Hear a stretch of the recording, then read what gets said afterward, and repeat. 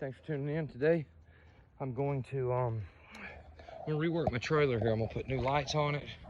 I'm gonna put new wiring in it. I might CSO rotten wood right here. I'm fixing to replace that. See, I done made me some new ones there right there with new carpet. This is kind of rubbing my boat thing a little bit, so that's loose. I'll tighten that up too. Well, anyways, I'm going to I'm gonna put a cable here. I'm gonna get this thing ready. I'm gonna get this thing I've already I bought a cable and I just threaded it through here. This nylon coated, I would have just bought regular, that doesn't matter. And I brought this thing up and I took this off because it's doing some crazy stuff to my front of my boat. So now what I'm gonna do is I'm gonna take and drill a hole in this. I coated this with new it's a hole. I'm gonna start right here. It's gonna be round. What to do here is these are rotten, and so what I'm gonna do, I don't know how well y'all can see it with that sun, but I'm just gonna cut this off with a grinding wheel. I'm gonna cut. Okay, so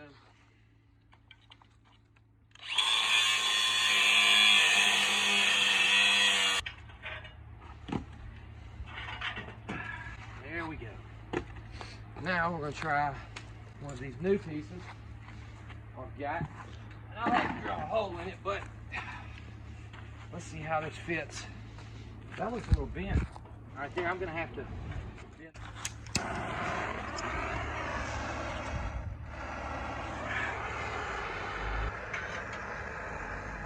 There we go.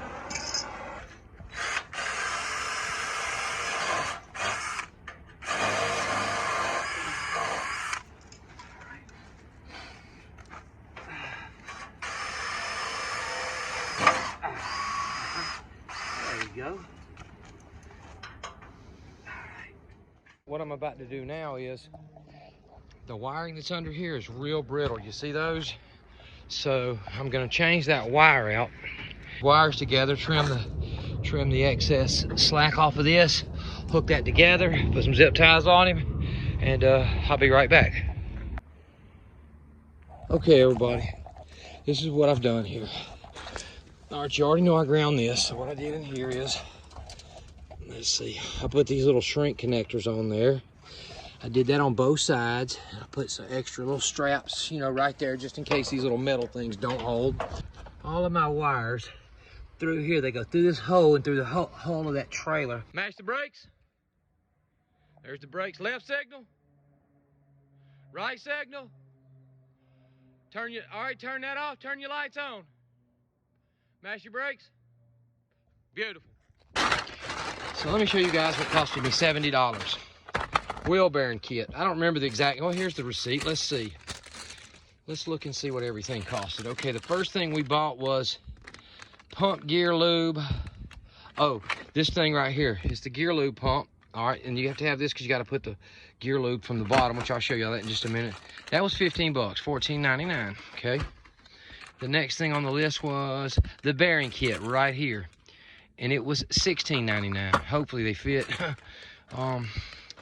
Then the spark plug was $5.49. And then I got this grease. The other grease was like 20 bucks. This was still $10. It was $9.49. And then this was 16. This is for the gear lube for the bottom end of the motor. It was $16.49. And all in all, it was, just for those items, it was $68.21. And like I said, I put my good cable on here. That damn cable's right.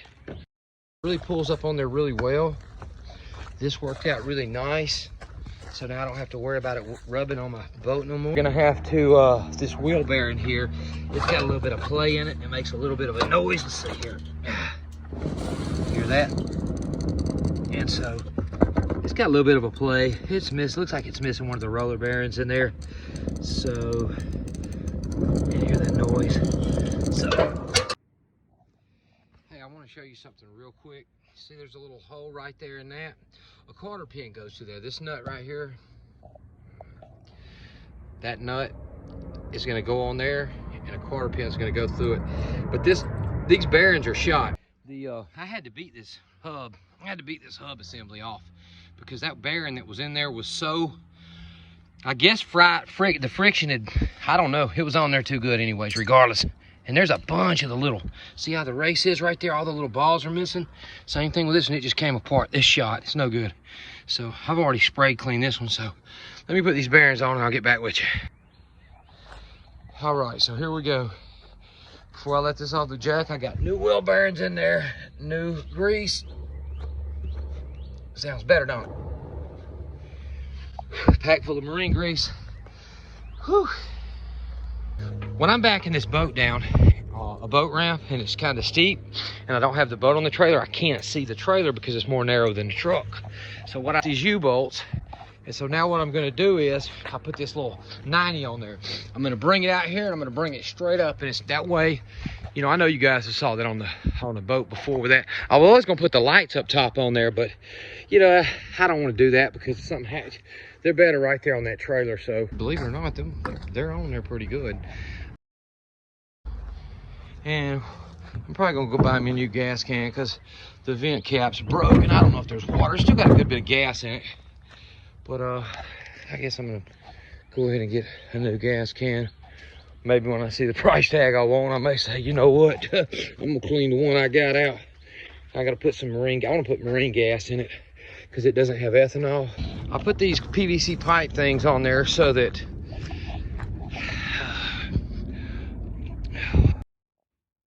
all right, everybody, so I said I was going to show you guys about this lower pump, the gear oil. So this is how that goes.